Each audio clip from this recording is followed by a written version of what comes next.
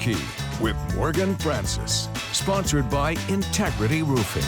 Welcome into Turnkey on Queen City News Plus, your go-to show for everything real estate. We talk about the latest market trends, do's and don'ts of the industry, and provide expert advice on navigating this dynamic landscape that we call home. Today we have a very special episode because we happen to have the crew from the Ramsey show live in-house. George Campbell has already been on the show, so he's like, all right, I've already been there, done that. So he's not here today, but we have the honor of having Rachel Cruz and Ken Coleman in the house. Thank you so much first of all, welcome to Charlotte. Oh, thank you. This is great. You've been to Charlotte before? Many times. I got married in the Queen City. You did? Yes, my wife's from Charlotte. Oh, okay, that's cool. Yeah. Went to UNC Charlotte.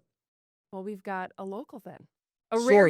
Almost like a unicorn. That's what we call people who are. He knew as we were driving downtown with the team last night to get to the hotel. Ken was giving us all the extra advice, all the unnecessary financial advisor. It's like all the above. Yeah, it's like she makes fun of me on the Ramsey show a lot. It's kind of like the dad vibe. I have all the unnecessary trivia that nobody really cares about. Yeah, but I'm somehow proud to share it. And so anytime I can make Rachel roll her eyes, it's a good day for me. So I was in that mode. We'll get a caller on Ramsey's show from like Detroit, and he's like, the Motor City or the Big Apple, New York. And then he said, what's Charlotte's nickname? Queen City. And I said, I don't know, Ken. He said the Queen City. Yeah. So he taught me that. By the way, why is it the Queen City? Queen Charlotte. Oh, yeah. See, never knew that.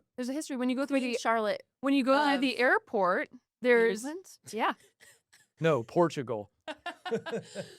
But when you go through the airport, we have, don't test. This is not a history show, so don't test me on all the Charlotte facts. Where was Queen Charlotte from Queen Elizabeth? You know what? I will tell you that after the show. She just said, "Don't quiz me." I'm not the history buff, but I'm okay at real estate, and we can dive into that. And I love that, and I love that we have you here because you guys give advice on your show about finances, but that plays a huge role in whether or not people someday can purchase a home. Mm-hmm. It's all intertwined together. Let's start first with your show. It's tonight in Charlotte, packed house. So if anyone out there is watching, I'm so sorry, they're sold out. But you guys offer such great advice. What do you feel like is the most common question you get? Even though you're talking about personal finances and you kind of get into the details of each person's individual experience, do you get one question that pops up the most frequently? I would say thematically, the two biggest buckets I feel like we deal with the most is how to be managing debt and paying off debt. So people call in and they're paycheck to paycheck. They have 2 car loans. They have $15,000 in credit card debt. They have a mortgage, and it's like, how do I do this? So but that's usually the biggest factor. And then the other thing that we've been getting more and more of is the relational side of money. So a lot of spouses will call in because they're struggling. Didn't your spouse call in? From a marriage? Yeah, my husband did. He pranked. That was a joke, right? I was on with her that day, and Rachel discovered it earlier than I did. I completely bought it. Had she not figured it out, I thought the whole time. I think you were saying his name like.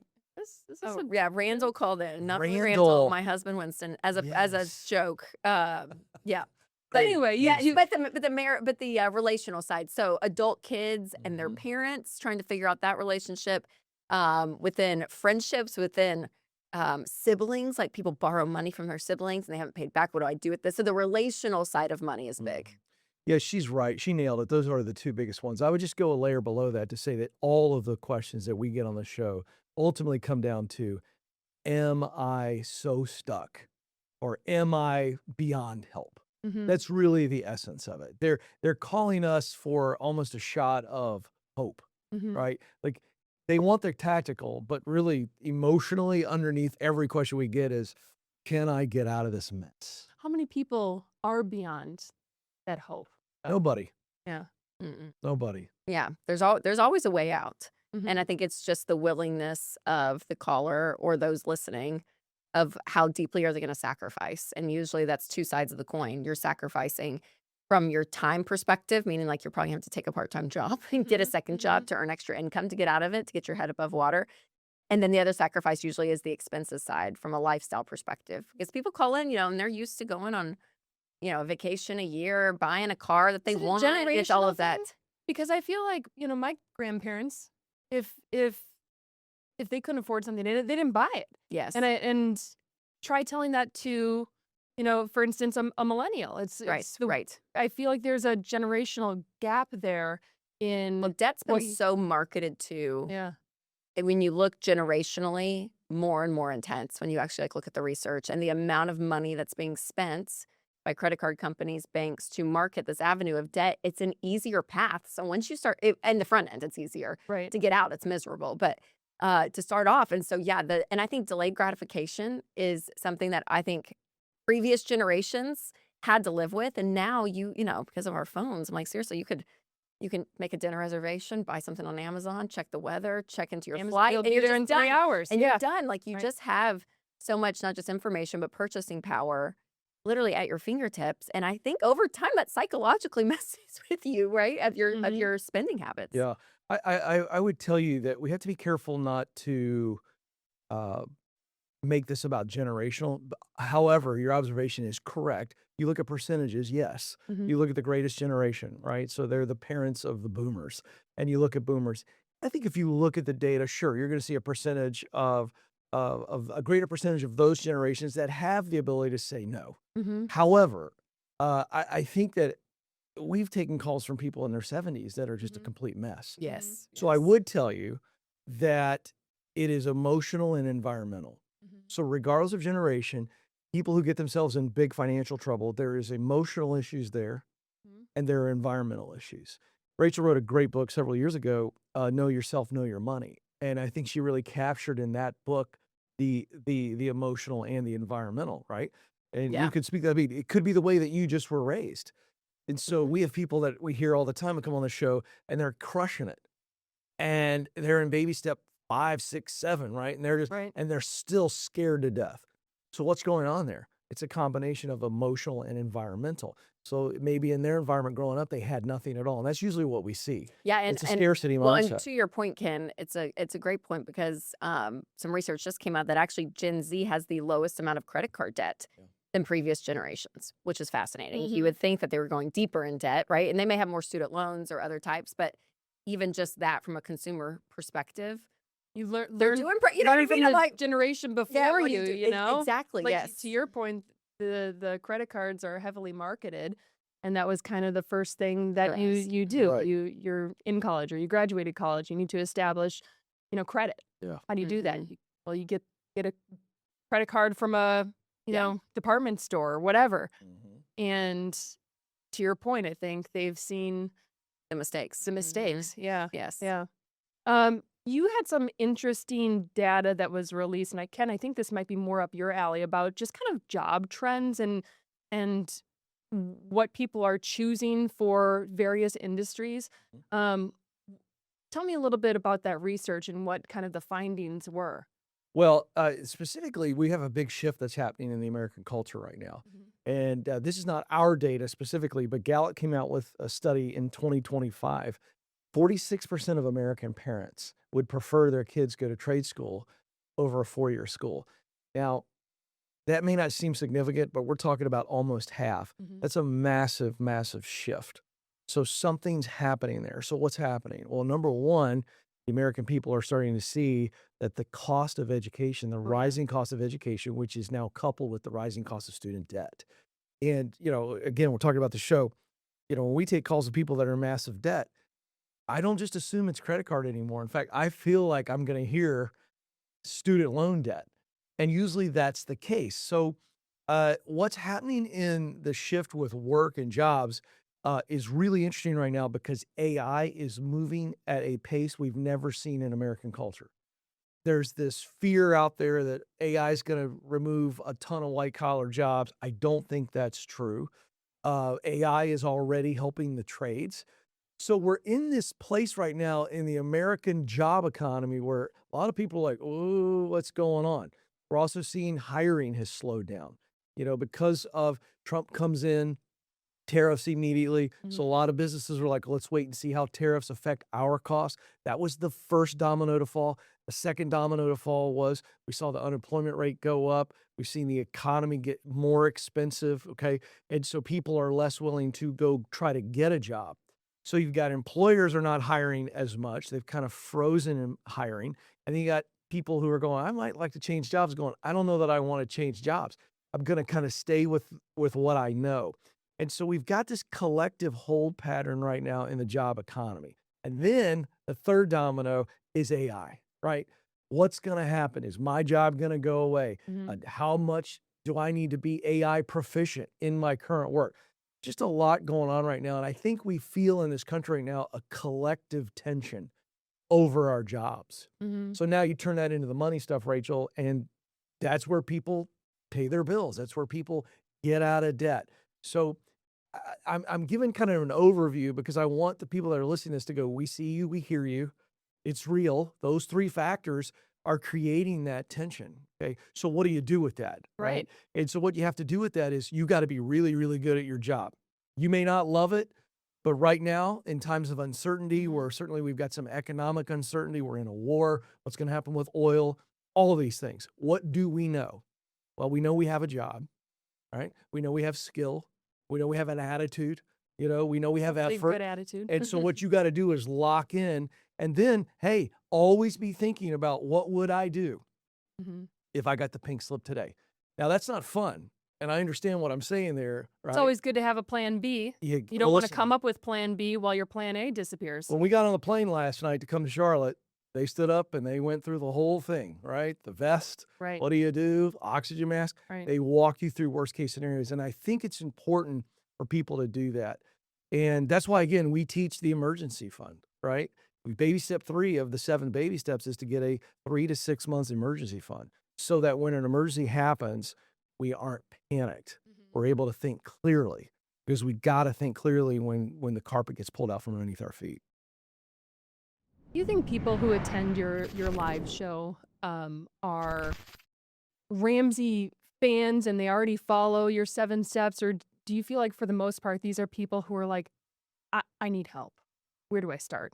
Well, the live shows, so we did 2 in the fall, 1 in Chicago, 1 in Orlando. We're doing 4 this spring, and Charlotte's obviously one of our cities. So these events are a little bit unique than other previous Ramsey events. When we've come to Charlotte before, I know, with bigger events. So these are actually smaller type events, more intimate, because we're actually doing an episode of the show. So from even a sound quality perspective, right, the venue really matters. So we kind of created this intimate setting. So I think because of the number of tickets, it is a smaller set. I think those that have been following for a while, when they hear it comes on sale, I think they're the ones that jump on it, honestly. Right. We'll get some in the room for sure that are kind of newbies, or someone brings a friend. Mm-hmm. So for the live event specifically, I would say they're probably more Ramsey tribe heavy. But what's wild is from where the Ramsey show has been in the last, I mean, you can benchmark it, 25 years. It is probably the most diverse, our audience, from an age perspective, geographically, politically, even. I mean, all of it. It is so diverse because of, it's not just a talk radio show on an AM station in a city anymore, right? There's still the radio component, but now it's podcasts and YouTube. And so you guys have evolved like we're evolving. Yes, it on is. the news side. It is. And the beautiful thing is, to your point, I'm like, they may not be in room with us in these specific cities, the people that are starting out, but I mean, almost more than half of our calls are people that are like, hey, we just found you on YouTube 6 months ago. I wish I found you earlier, but I just signed up for a car loan, it was 5 months ago, and I wish I'd found you right before that. And so we have a lot of new and younger audience than ever before on the Ramsey side, which we're really excited about. Do you feel like, so you're in Charlotte tonight, and do you feel like when you are hosting this show that you get that regional snapshot of what people are experiencing financially? Do you feel like it's specific to the area that you're in? Sometimes. It can. Can be. But what's interesting about that is no matter how specific the region may be, and what we're talking about here is obviously your local economies, right? So Charlotte's a big finance town, right? You may go somewhere like Nashville's a big healthcare town.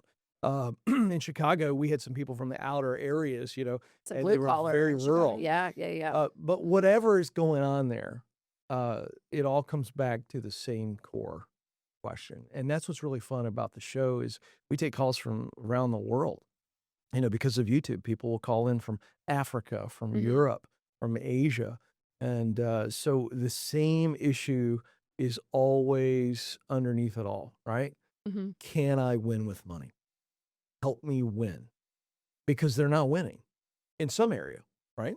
So that's our job, is to meet people where they are, to hear them, to see them, to encourage them, to coach them. That's the same thing. So tonight, it'd be great. It's really fun to be in the room with people to where you can see them. Hmm.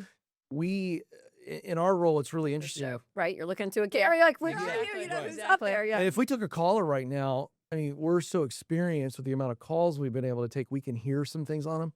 But it's really magical when you could be in the room, you can see a couple who are feeling the weight, and you can see what's going on. It's all over their body, and they just want help. And so there's a power in the room because there's everybody else is sitting there, and they may have a different scenario, but the emotions are the same. Mhm. So I think that's the key to your question about regional. It doesn't matter where we are. We could go to Singapore tonight. And the It'd be the same thing. and the solution's the same regardless. I mean, Yes, we really yes. do at Ramsey, the personal responsibility side is really big. The solution's you. Yep. Like Right. you're the one that's going Right. to change your situation. Now, things happen to you, and some people are born into harder situations. Something gets put upon them. Absolutely. External events are very real. And so we want to acknowledge that.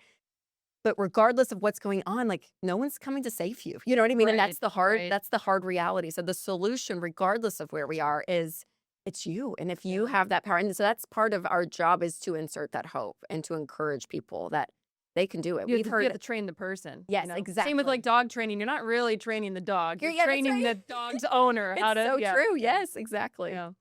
So we talked earlier about just kind of the changes that people are making with their jobs, going into more trades. How do you think, bringing it back around to housing, how does that impact people's ability to afford first, second home, whatever it may be, but afford housing? The cost of housing isn't going down, right? Yeah. Well, I think the answer to your question is in your question, right? We got to get to affordability. Hmm. Affordability has two factors, right? I'm simplifying. Affordability is, okay, there is the market pricing. Okay, so in the market, so let's say I live in Charlotte, North Carolina, greater Charlotte. Let's draw a circle, sort of 30-minute circle all the way around the center of Charlotte. In that area on a map, the market is what the market is. So pricing is what it is. So I can't control the market pricing. So if the smallest house in that area, big circumference, let's say it's $350,000, that is what it is. I can't control that. The market controls that. The second part of affordability is, can I actually afford it? And it sucks, to be honest with you, if you can't afford to get into a starter home. It sucks. Hmm. And I want to call that out. I mean, that's awful because that part is not in your control, the price of the home. What is in your control, is, as Rachel was saying a moment ago, is I can be patient. It's going to suck. Mhm. It's not going to be fun, Yeah. but I can be patient. I can be disciplined. And that's what you need, by the way, Hmm. in a tough housing market like we have today that is very unaffordable for young people. Okay. So they can be patient and they can be disciplined. And so that's what you do. And you go, okay, I would love to come out of college and get a house within my first 2 or 3 years, right? I'd love to, but I may not be able to because of affordability. So what is the part of affordability that I can control? It's patience and discipline. And so it stinks, but you may have to save up for 5 to 7 years, Hmm. for a down payment large enough to then have a mortgage that is affordable. Then I'll throw one other little thing in here. I want to bring Rachel in for her perspective on this. But then it's also, well, what's my financial path as it relates to earning? Okay. I may have a degree in accounting and I may have a really good job that pays me $65,000, but it's not enough. So could I make another $20,000 to $30,000 in a year by doing some freelance work as an accountant? Mm. Can I do that? And if the answer is yes, do it. The ability too to come up with the creativity. I think sometimes Yes. people hit that wall of, I know I've got the gumption and the work ethic to do something, Mm. but what are my options? I think sometimes That's the right question. Yeah. Yeah, well, you talk about that a lot, though, Ken, about finding your passion, your purpose, and like when you are an individual, usually going straight to the consumer for a side hustle type gig is usually the best, right? If you're an Mhm. accountant, to be able to do that. If you do graphic design, going straight to someone that needs the graphic design work. And so when you have that one-to-one handoff, That's where we see probably the most liquidity. Now, obviously, like driving for Uber, doing things like that, great side hustles. Right. But the most bang for your buck is when you are one-on-one with your customer and figuring out, hey, what do they need and what solutions do I have to provide? We actually have a show here on Queen City News Plus called Side Hustles. Oh, that's where we are. Yeah, Our sure host, is. Taylor Young, she interviews people who are just doing creative things to make a little bit of extra cash on the side. Everything from like 3D printing, Yes. toys or masks for people, like Halloween type masks, to we had someone on recently who makes hats, and all of a sudden all the celebrities are wearing his hats. And so I'm surprised, I shouldn't be, but I'm surprised at how many people have a side hustle nowadays. Is that the new 9 to 5 plus that Yes. everyone's got a Yeah. little side Yeah. hustle? And let me encourage the audience. AI is going to change the game in that area. So AI is scary to a lot of people, but you ought to just try it. First of all, lower entry level AI, Claude, ChatGPT, Grok, you pick your poison. Right. It's free. Yeah. So that's really great. And I'm telling you, this isn't like hype. You can create a website within an hour or less. You can create an app in days or less. The ability to get in it. So we talked this way about Facebook 5-7 years ago. You can open up a business or an Etsy or Facebook and all that. Now it's What about MySpace? there it is. Yeah. Right. While we're I at can it. rank my friends. Sure. But what Terrible. AI Say has that. changed the game for the average person. Yeah. To be able to go, wait a second, I can take the power of technology and just kick the tires and fumble my way through it and do things that I could never do before. Right. So I would tell people that are thinking about, I need extra money for a down payment. I need extra money to pay off debt. Whatever it is, I would be kicking the tires on your idea and begin to explore. It's not going to hurt you. Ask AI. What could I do if this is my skill set? 100%. Then it spits out some options. Yeah.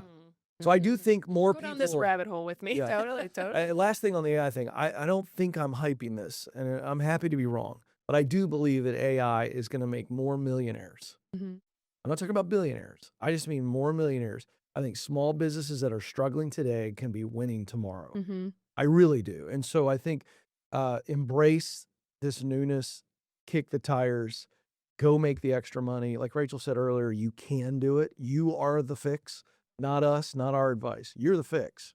Well, when you talk about millionaires, most millionaires, it's not like they have a sexy job title.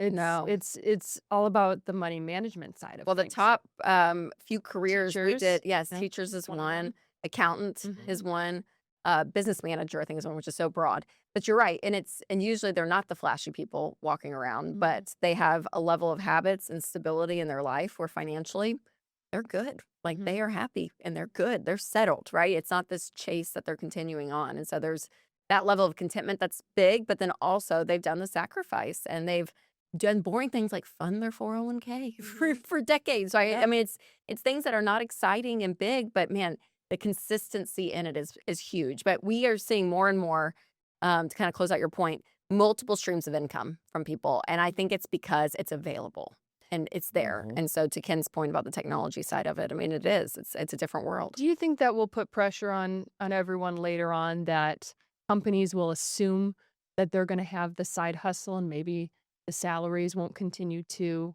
increase at the rate that they should? Years ago, before women entered the workforce, a single salary you could have a family of 4 living on that salary. That's just not the case anymore. Yeah. And so do you think that this route that we're going down with the side hustles is encouraging, these Less raises? Is that what you're asking? Exactly. Kind of? I don't think That's so. the impact. No, I think that's anti-free market economics. And so the way I would answer that is talent's always going to win. Yeah. And so talent and how we leverage talent. So I'm answering your question from like the boss standpoint, right? Right. So I love it. Well, Fred's got a side hustle, so I don't need to give him a raise. No, because Fred's going to leave you. So I do think good leaders. Now, you might see some isolated cases where an unhealthy leader has that kind of thought, but that leader is going to lose big time. So no, free market economics dictate that we are going to acquire talent, and the company that has the best talent wins. And so because of the competitive nature of that, no, I don't see that. And we see that even within Ramsey. I mean, if you look at certain departments within the company and you go and do salary searches to keep up, right? From as a company perspective, we have to continue to pay market value. Yeah.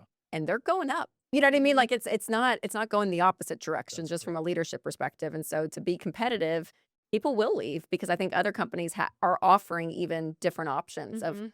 work from home flexibility or whatever it may be. Mhm. There's still a competition out there in the marketplace, which is so healthy and good. And I think too, a lot of times it's if you want to make more, you have to move out. That's kind of, Mhm. that's how you make those big jumps oftentimes. But there is something nice about staying in the same place for a long time. And I think there's a value to that too. There is, yeah. And I think, money and the place that it holds in your life is really important to decide because if you're just chasing a paycheck, it's like someone trying to build wealth. I just want to be wealthy to be wealthy. That's not going to satisfy you. Like No. there's a value in life, a satisfaction in life. I hate sounding all millennial, but like of peace and Right. enjoyment. And so if you go work for a company and they're going to pay you an extra $30,000, but you're working 80 hours a week because you're basically on call and Right. you work for a jerky boss, your peace of mind may not be worth that. Even Yeah, though the that stress, sounds yeah. huge and big, at the end of the day, when you put your head on the pillow, your satisfaction on life is really big. So don't just chase the salary. You're really trying to put that perspective, which we do on Ramsey Show. Of you are in charge. You are the boss of your money, if you will, versus your money just telling you what to. So if you're just constantly chasing a number from a wealth building perspective or a salary perspective, be careful, right? Yeah. It's not a Right. bad thing to have goals, but just a word of Yeah. caution for that. It's good. And I just noticed we are essentially out of time on this show. Time I could flies when you're talk to you having guys fun. forever. We talked about the Queen City for about 5 minutes of it, so know, sorry. I We know. probably. But real quick, for people who can't attend the show tonight, where can they find you? Pretty much everywhere, but Yeah, all social media, we're there. I host a show called Smart Money Happy Hour with my friend George Camel, who's been Yeah. on your show before. And I have a YouTube channel that some of my episodes live on for my show. And yeah, follow her we're on the overseas. gram at Rachel Cruz, Okay. Cruze. with the E. Get that right. That's important. And also Ken. At Ken Ken's all Coleman. there. Yeah, I'm on the gram too. I don't really know what I'm doing. Somebody does it for me, which is great. Couple Rachel's- random pictures get on- posted you on get on accident. there. I do have a little bit of fun. No, Ramsey, the website's RamseySolutions.com.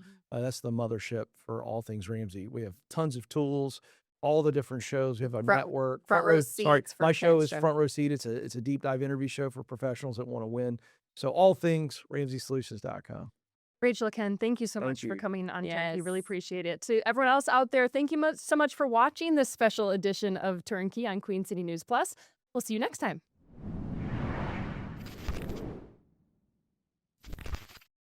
Queen City News Plus. Just search Queen City News on your smart TV's app store.